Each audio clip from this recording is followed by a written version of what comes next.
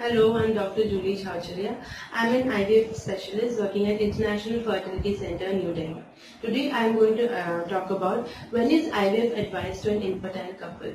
So what is infertility? Infertility is when a couple is trying to conceive with unprotected natural intercourse without any known cause of infertility.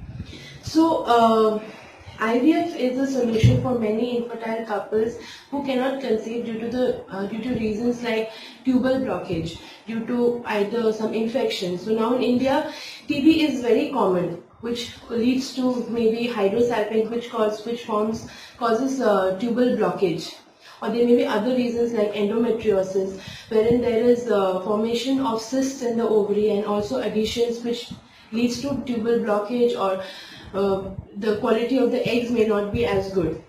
Also, women with ovulatory dysfunction may require IVF, especially patients who have PCOS.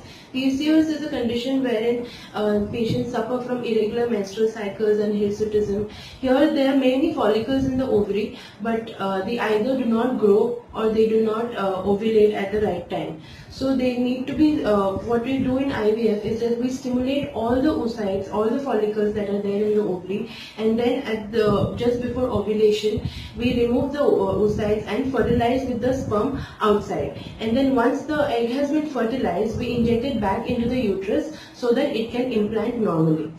So this is the procedure of IVF. And also there are patients with male factor infertility who also require IVF. Patients who have either less sperm count, or when the motility is not good, or if the normal sperm quantity is not good.